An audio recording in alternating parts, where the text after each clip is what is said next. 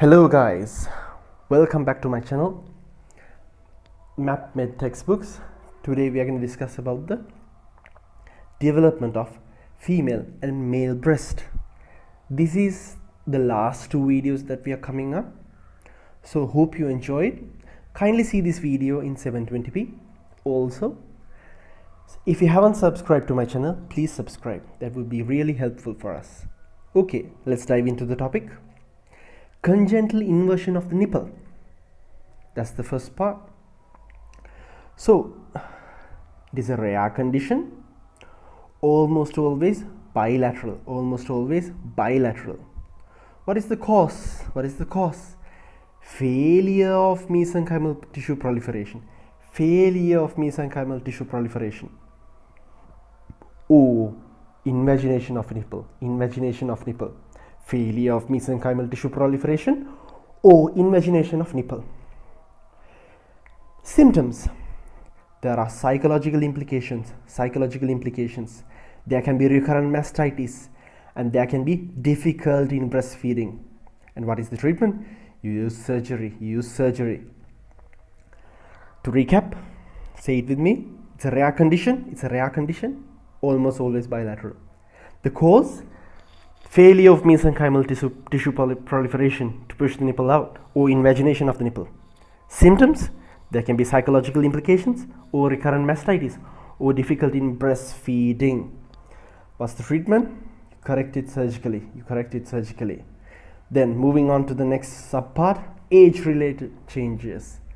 So we will discuss this in a point manner. In pre-pubertal period, what will be the change? In puberty and menstrual cycle. First part, the prepubertal change of the breast. Right. The neonatal breast contains lactiferous ducts, but no alveoli. Slight mammary enlargement due to growth of fibrous stroma and fat. Again, what are the prepubertal changes in the breast? The neonates have lactiferous ducts but no alveoli. There can be slight mammary enlargement due to what? Due to growth of fibrous stroma and fat. Then in puberty, what are the changes? The postpubertal female ducts become branched, stimulated by ovarian estrogens. In postpubertal female, ducts become branched, stimulated by ovarian estrogens.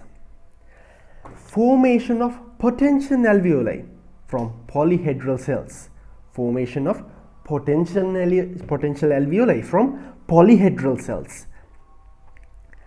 Estrogen promote adipocyte differentiation, leading to breast enlargement. Then telarche. Now, there are 4 points that we have to know in puberty regarding the changes of the breast. In postpubertal female, ducts become branched. How? Stimulated by ovarian estrogens. Formation of potential alveoli from polyhedral cells. And estrogens promote adipocytes differentiation, leading to breast enlargement. And telarche. There are phases for this. What are those? There are basically 5 phases. What are those? 5 phases are there. Right. Phase 1, elevation of the breast bud. Say it with me. Phase 1, elevation of the breast bud. Phase 2, glandular subareolar tissue develops. Nipple and breast projects. So the nipple projects in phase 2. Phase 3, areola increases in diameter.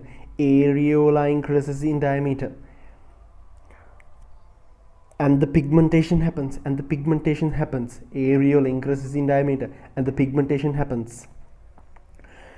Phase 4, areola further enlarges and nipple areola form a secondary mass. They will form a secondary mass.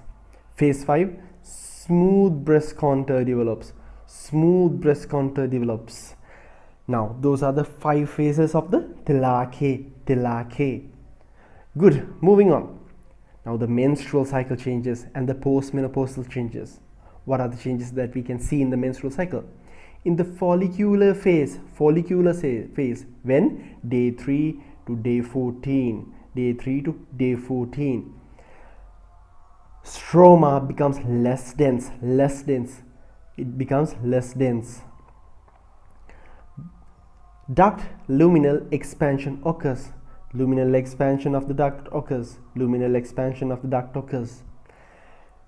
Luteal phase 15 to 28. Increased stromal density. Follicular phase, less dense. Luteal phase, increased stromal density. Maximal cell proliferation by day 26.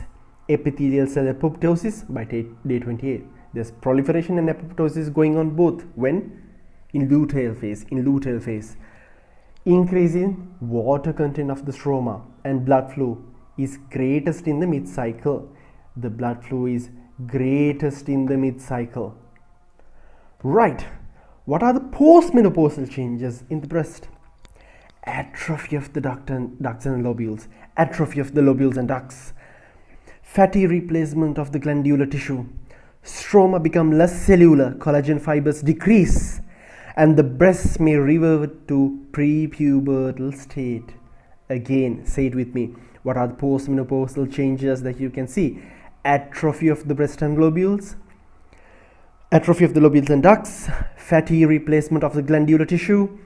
Stroma becomes less cellular. Why? The collagen fibers decrease. And breast may revert to prepubertal state. Right. Excellent. Now, moving on. Pregnancy and lactation. What will happen in pregnancy and lactation? In pregnancy, increase in estrogen and progesterone from placenta stimulate ductal epithelial proliferation. First part. Increase in estrogen is high, progesterone is high. So what will happen? Stimulate the ductal epithelium proliferation. The development of alveoli at ductal termini at the end of the duct. Development of the alveoli. Myoepithelial cells form a basket-like network around alveoli and ducts. Those myoepithelial cells form a basket-like network. There's a basket-like network around it. Increase in lymphocyte and plasma cells. The secretory activity in the alveolar cells rises. Colostrum production in late pregnancy. The child get it first. Now, what are the points in the pregnancy? Increase in estrogen and progesterone from the placenta. So because of that, ductal epithelial proliferation happen. Development of alveoli and at ductal termini. Myoepithelial cells form basket-like structure. Lymphocyte and plasma cells, eosinophils increases in number. Secretory activity increases, which causes colostrum production. Right. Moving on. In lactation, what are the changes that we can expect? It begins in the postpartum. Due to drop in estrogen and progesterone.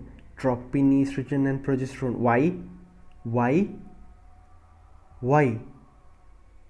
It happens because now the baby is not there, the placenta is gone. Now estrogen and progesterone is down.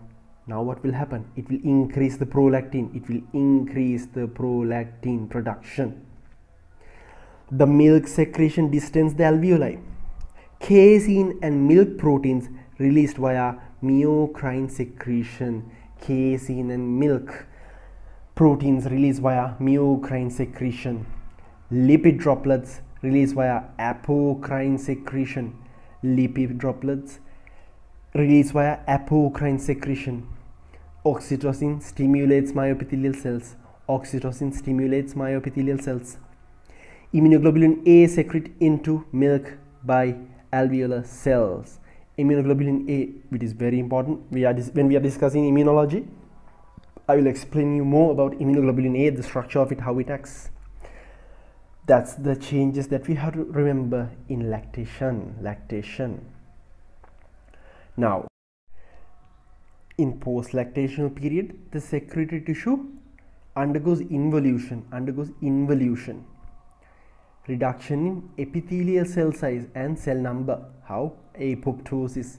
In Robin's pathology, I will explain this part. Elastosis. What is that? Elastic tissue increases around vessels and ducts until age 50, but stops later. Elastic tissue increase, but stops later. Those are the three changes that you can see in the breast in the post-lactational period. Right, moving on. The male breast remains rudimentary throughout life, formed of small ducts or cellular cords supported by fibroadipose tissue. Areola will develop but limited in area. Nipple is relatively small. Again, to recap, what are the things that you have to see in the male breast? Remains rudimentary, formed of small ducts or cellular cords. Areola well developed. Nipple is relatively small. There are 4 changes. Gynecomastia. In male breast, you can see gynecomastia. What is that? That is proliferation of subareolar breast tissue. It may be unilateral or bilateral. It causes idiopathic. Causes of gynecomastia are idiopathic, can be physiological or can be pathological. And unilateral cases in adults should be investigated for male breast cancer. It can be if someone has not identified gynecomastia in a patient, it can be a cancer. So don't miss. Again, the male breast remains rudimentary, formed of small ducts and cellular cords. Areola is well developed but limited. Nipple is relatively small. Gynecomastia is an important part, may be unilateral and bilateral. It's a proliferation of a subareolar tissue, can be idiopathic, can be pathological. Unilateral cases are should be investigated for gynecomastia. Then the last part of this topic, mammary stem cells. They are isolated from mouse and human mammary tissue. What's the role? The role is in epithelial differentiation hierarchy in postnatal mammary gland. That's not that much important, but those are the things that we have to discuss in this topic. Thank you very much for listening to this lesson. We will see you in the next video. Thank you very much.